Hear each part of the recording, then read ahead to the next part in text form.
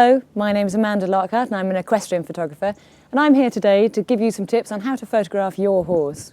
I've published 2 books on photography and horses. The first one is called The Art of the Race. It was about hunting, and it was published in 2005 and was published on the day of the fox hunting ban.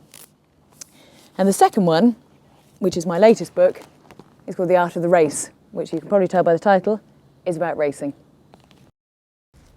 I'm going to show you some pictures which I've selected from both the books to give you some ideas of what you might think about when you're photographing your horse. One of the first pictures I'm going to show you is a picture that I took at the National Stud last year of a foal. And the reason why I'm showing you this one is because it's to illustrate that you don't actually have to take the whole of your horse or even the whole of the head to make the picture amusing or entertaining or interesting. So here we have a picture of a foal where you can't see its face, but you know that it's there, and it always makes people smile, this picture. Horses are unpredictable and you can never guarantee what they're going to do next. With foals, they're particularly unpredictable and often funny. Here's a picture, for example, I took of a mare and foal, and I deliberately put some nuts on the floor near the doorway of the stable to make the mare come out towards me because she was facing the other way. The foal's not particularly interested in the nuts, much more interested in playing.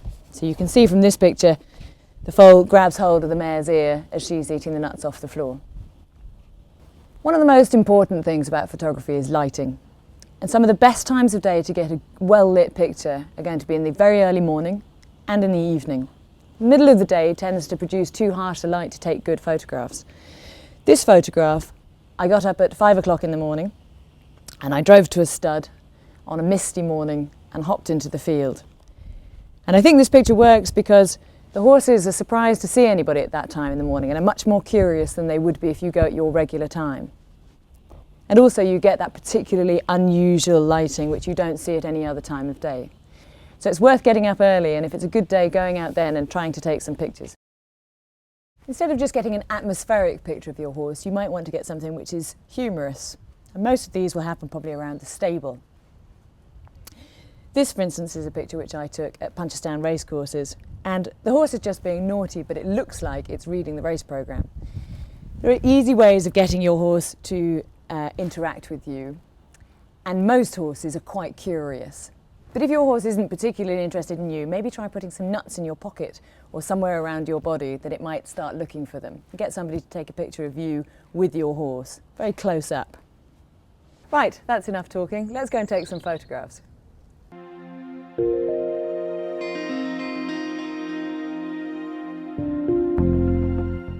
We're going to start off with doing some character shots. Now, it's not a particularly nice day today, as you can probably tell.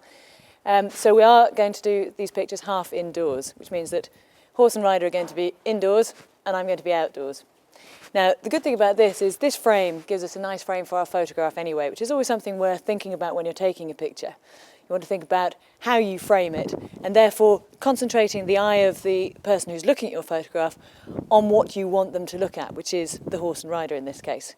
Also here we have a dark background, which is fantastic because it eliminates anything else, any other distractions that you might have in the image. So here I'm using the trees either side of the door as well to make a kind of more symmetrical image. And if I were being really particular, I might take that chair and bucket away.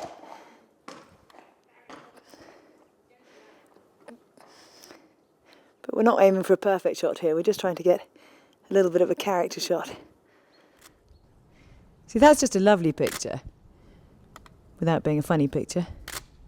There we go, everybody looking at the dog and having a little snort. And it's quite nice because both horse and rider are looking in the same direction.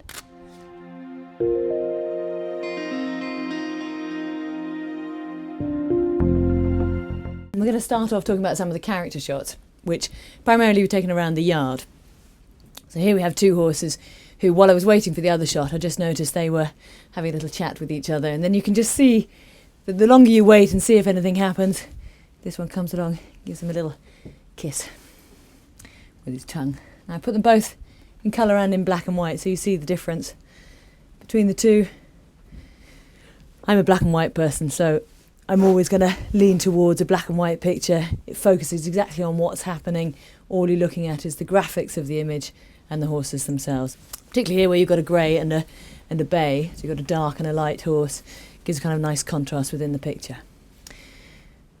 Then we move on to Twiglet and Alice, and Alice has got a little bit of feed in her hand, so that's why Twiglet is getting a little bit excited about what's going on there.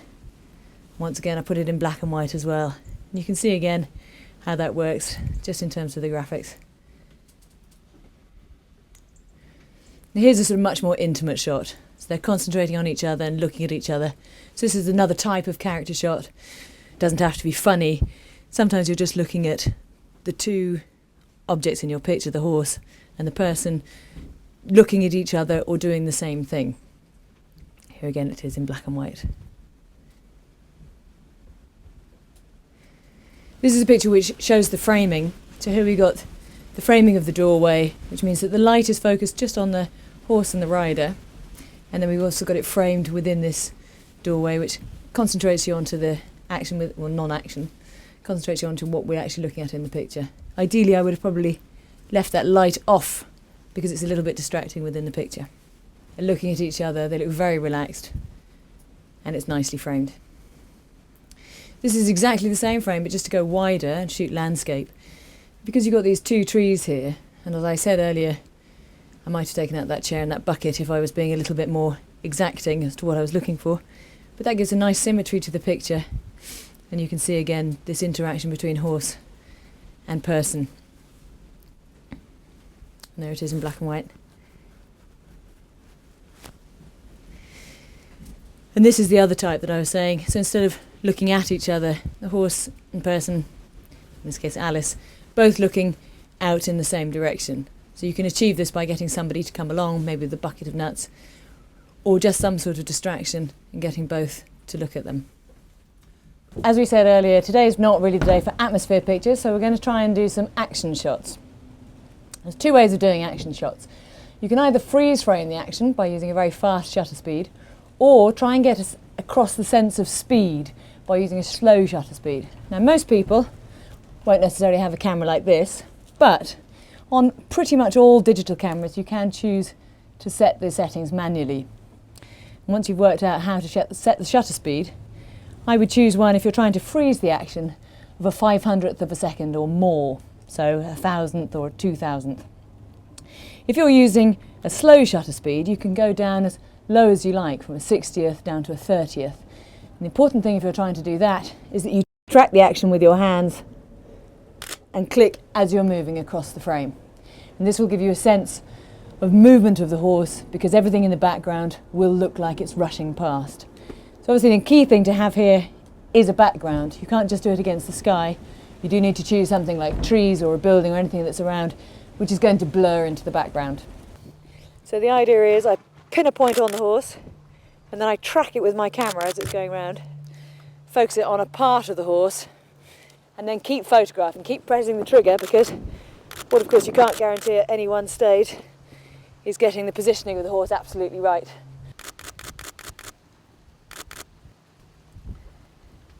And you'll just need to modify the speed at which you shoot according to your light conditions. Today's quite a dark day, so we can shoot at reasonably low speeds, at a higher shutter speed, and you'll see the difference because there won't be any blur.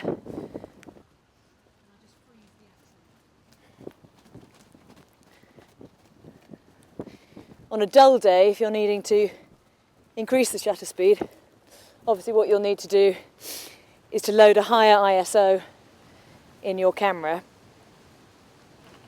which gives you a bit more latitude in low light.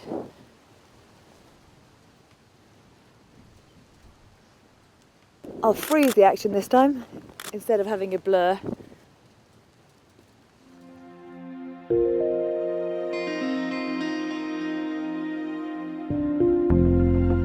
Okay, now we're going to look at some action shots.